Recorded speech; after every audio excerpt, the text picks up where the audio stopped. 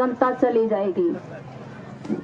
तो मैं इस जुल्मी हुकूमत और गोदी मीडिया को बताना चाहती हूँ कि तुम नेट के कनेक्शन काट सकते हो, लेकिन किसान के दिल की तरंगों को तुम नहीं काट सकते। ये किसान के दिल की तरंगे थी जो रातों रात मंदिरों में अनाउंसमेंट हुई कि हमारे नेता रो रहे हैं। गाजीपुर बॉर्डर पर, आज गाजीपुर बॉर्डर पर उनकी हिम्मत हुई है, कल टिकरी बॉर्डर पर होगी, कल सिंगू बॉर्डर पर होगी, तो हमारा आंदोलन विफल हो जाएगा। तो धन्यवाद करती हूँ मैं गोदी मीडिया का, जिन्होंने हमें दिखाया और हम जागे।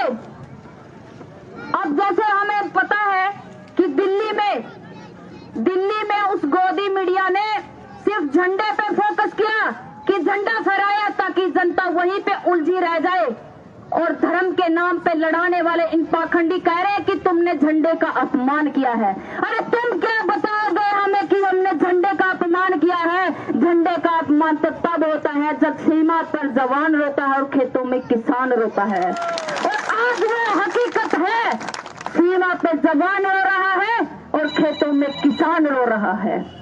हमारी लड़ाई तीन काले कानूनों के साथ साथ गोदी मीडिया, भ्रष्टाचार फैलाने वाले, गलत जानकारी देने वाले और इस हुकूमत के साथ है।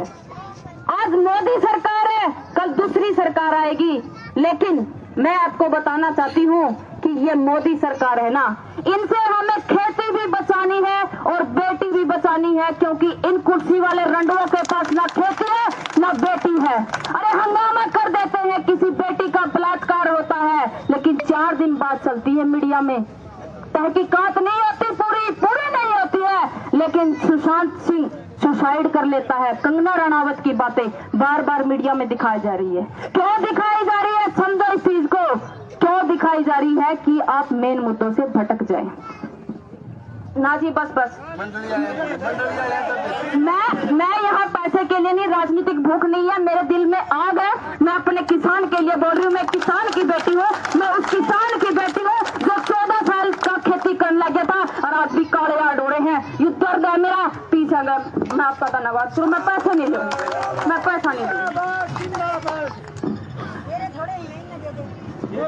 दे दिए। मैं कुछ लाइनें सुनाना चाहती हूँ आपको, जैसे कि एक शायर ने कहा है, अपने चेहरे से जो जाहिर है, अपने चेहरे से जो जाहिर है, उसको छुपाऊं कैसे? तेरी मर्जी के मुताबिक नजर आऊं कैसे? तेरी मर्जी के मुताबिक नजर आऊं कैसे? घर सजाने की तस्वीर यानी कि कल्पना, घर सजाने की तस्वीर तो बाद की बात है, घर सजाने की तस्वीर तो बाद की बात है, पहले यह तो तय हो कि इस घर को बचाऊं कैसे? पहले यह तो तय हो कि मैं इस घर को बचाऊं कैसे? लाख तलवारें आ जाए मेरी गर्दन की तरफ, लाख तलवारें आ बढ़े मेरी गर्दन की तरफ, सर झुकाना नहीं सीखा तो सर झुकाऊं कैसे? सर झुकाना नहीं सीखा तो सर झुकाऊं कैसे? इन्हीं शब्दों के साथ मैं आपका धन्यवाद करती हूँ इतने ध्यान से सुनने के लिए। और जैसे अभी अनाउंसमेंट होती है यहाँ पे कि भाई धरने पे ज्यादा से ज्यादा संख्या में पहुंचना है, क्योंकि यहाँ से उठाए जाने की हमारी तैयारी, पुलिस प्रशासन की तैयारी चल रही है। क्योंकि जब कोई भी पेड़ उखाड़ना है, जब तक उसकी जड़ें मजबूत हैं तब तक उनको कोई नहीं ला सकता। ये जड़ें हैं, यहाँ से हिलोगे तो बॉर्डर पे जाएंगे। और ये चीज हमने सिखा दी है कि धर्म, मजहब, जाति में तो तुम लोगों ने हमें बांटा था, लेकिन उसकी हमें परवाह नहीं है। वो तो हमारी आपस की लड़ाई हो, आप पे लड़ लेंगे, लेकिन पहला तेरी बात है। तो मैं यह बात अपील करूं कि राकेश टिकैत जी के जो आंसू कल थे, आंदोलन बहुत निचला स्तर पर जाने की तैयारी हो रही थी, क्योंकि गोदी मीडिया की वजह से उन आंसुओं ने आंदोलन को फिर आसमान में चढ़ा दिया है।